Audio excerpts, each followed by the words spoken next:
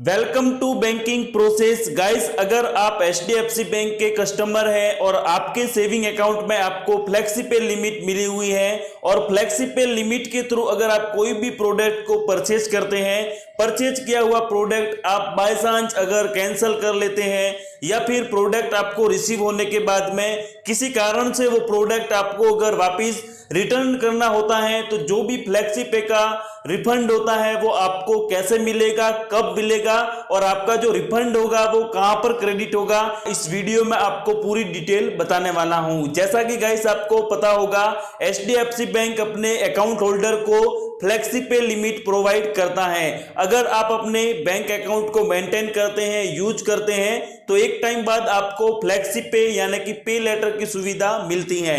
पे लेटर में आपको यहां पर एक लिमिट दी जाती है, उस लिमिट से आप कोई भी प्रोडक्ट को ऑनलाइन परचेस कर सकते हैं। और गाइस आपको फ्लेक्सी पे के बारे में पता होगा, फ्लेक्सी पे से जब आप प्रोडक्ट को परचेज करते हैं तो आपको एक प्री अप्रूव्ड लिमिट मिलती है। उस लिमिट में से आपका बैलेंस है वो माइनस हो जाता है।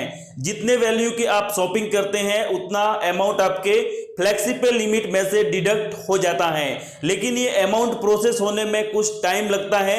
उसके बाद आपके फ्लेक्सी पे की जो लिमिट होती है उसमें से आपको अमाउंट है वो डिडक्टेड शो रहता है। बट गाइस हमारे साथ में कभी कभी होता क्या है, जिस प्रोडक्ट को हम बाय करते हैं, ऑर्डर करते हैं, बाय चांस अगर उस प्रोडक्ट को कैंसिल करना होता है या फिर हमारा जो प्रोडक्ट है वो हमें रिसीव होने के बाद में किसी कारण से मिस्टेक से उस प्रोडक्ट को रिटर्न करना होता है, तो उसका जो रिफंड होता है वो कैसे क्रेडिट होता है। तो गाइस रिफंड दो तरह से लिया जाता है। अगर आप प्रोडक्ट रिसीव होने से पहले अपना प्रोडक्ट कैंसिल कर लेते हैं तो ऑटोमेटिकली जो आपका पेमेंट होता है वो HDFC के फ्लेक्सी पे लेटर में ऐड हो जाता है, लेकिन ऐड होने में यहां पर थोड़ा टाइम लगता है।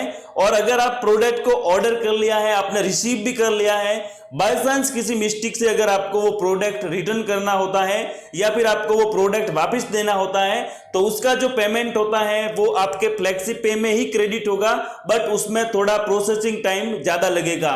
क्योंकि गाइस आपका जो प्रोडक्ट होता है वो सबसे पहले आपको पिकअप कराना होगा, आपका प्रोडक्ट पिकअप होगा, उसके बाद में पिकअप होने के बाद में जो रिफंड होता है वो इश्यू होता है। रिफंड इश्यू होने के बाद में विद इन 3 to 5 डेज या फिर 7 डेज भी लग सकते हैं इसमें, क्योंकि फ्लेक्सी पे की लिमिट आपने यूज की है और लिमिट में क्रेडिट होके शो होने में थोड़ा यहाँ पर ज्यादा टाइम लग सकता है।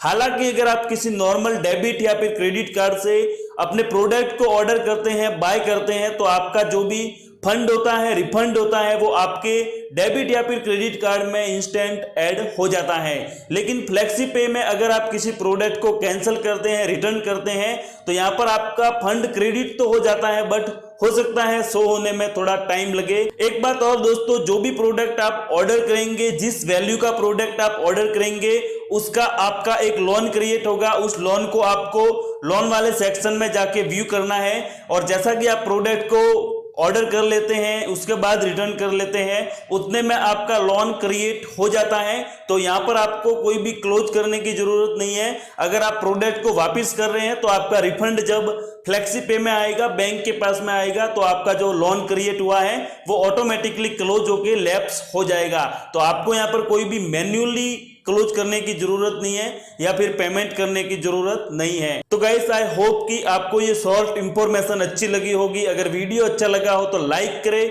अपने फ्रेंड के साथ में शेयर करें और हमारे चैनल को आप सब्सक्राइब जरूर करें, ताकि आपको सभी वीडियो की इंफॉर्मेशन, नोटिफिकेशन आप तक सबसे पहले आए।